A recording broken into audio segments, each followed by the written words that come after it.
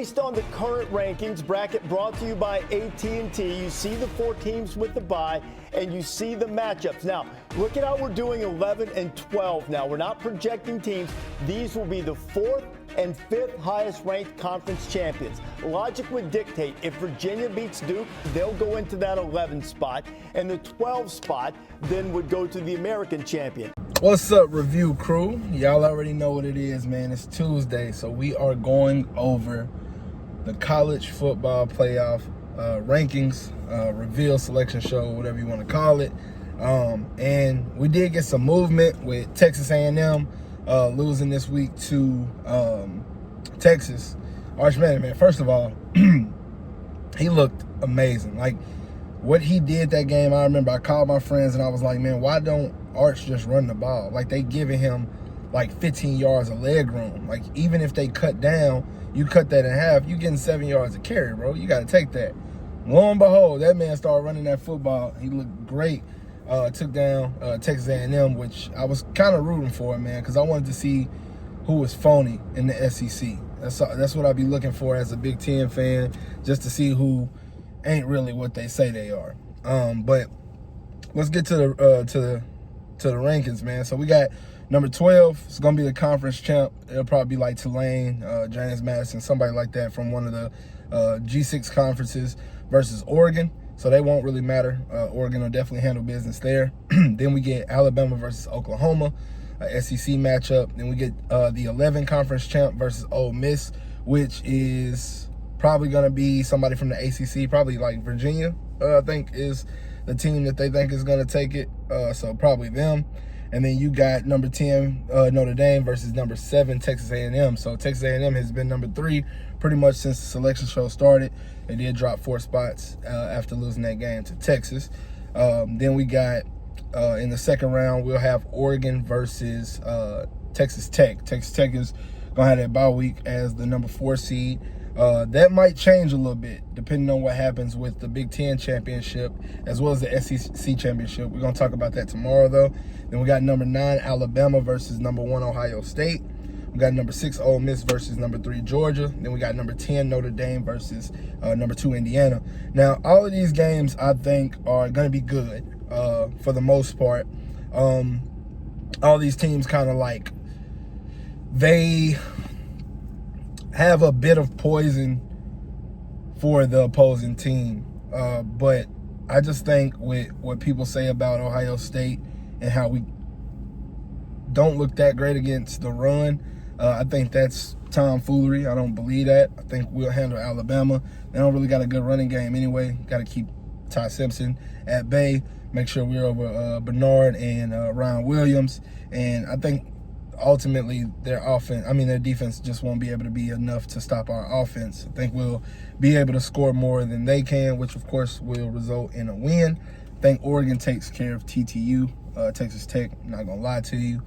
Might be some Big Ten bias, but I just think Dante Moore, with those weapons he got, the best tight end in the nation, if we're being real, with your boy Sadiq, just pretty much unguardable. Then we got Ole Miss versus Georgia. I think Georgia takes care of Ole Miss again.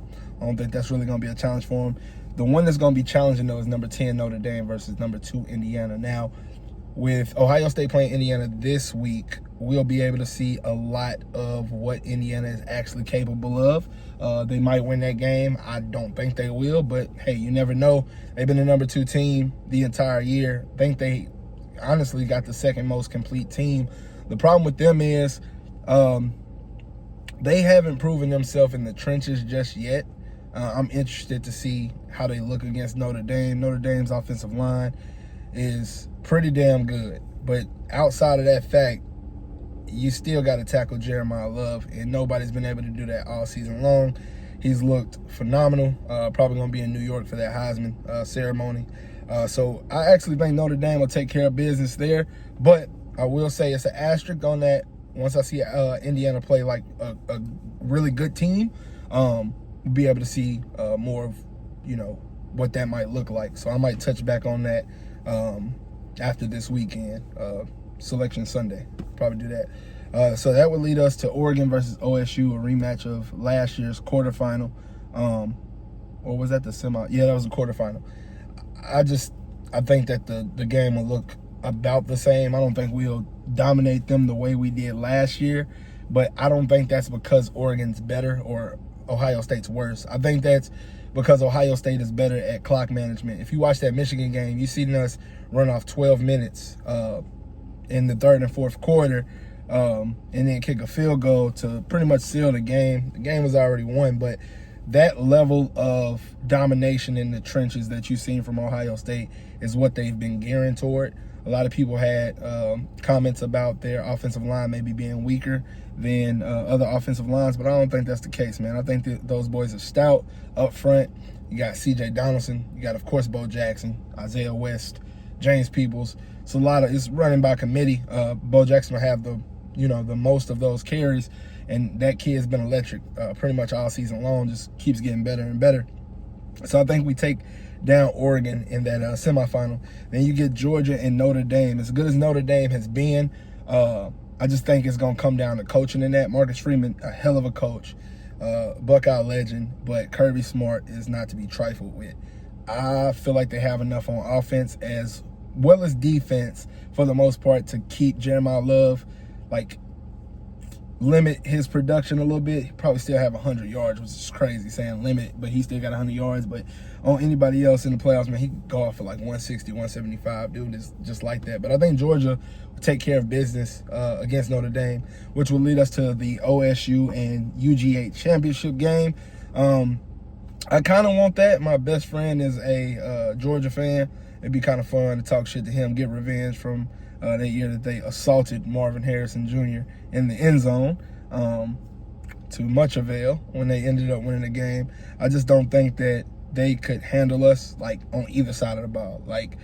Running game is a bit questionable. They got 5 running backs that they put in that all do stuff pretty well, but I don't think that they would get too much traction against us. They do got that speedy receiver. I think his name Bell, and then they got Oscar Delp and lucky number 7. But I just don't think that they got enough offensively to make the defense sweat. And our defense is just going to lead us to another championship, man. Defense truly does win championships, and I think that we'll show it again this year that we have the best defense in the nation, man. But what do y'all think about everything that I just said? Am I wrong about any thing? What do y'all think about that number 10, number 2 matchup against Notre Dame and Indiana? Do y'all think Notre Dame will even beat Texas A&M? I might be wrong about that. I mean, SEC heads, y'all come in the comment section, speak y'all piece, talk about how all the SEC teams are going to be in the Final Four. I don't know why y'all think that, but yeah. And we'll see what's what around this motherfucker this weekend, man. I'm so excited. I hate the fact that the Big Ten championship game and the SEC championship game are going to be played at the same time, but got to slot those games somewhere, man. I would have much rather had that 3 o'clock game, let them have the late game just so I can enjoy more football. But we'll see how it all pans out, man. We're going to be back tomorrow. I'm going to break down those 2 conference championship games, the SEC and the Big Ten, kind of see what we're working with there. So I'm going to save the rest for that. But like always, until next time, we are going to leave this one in the rear view.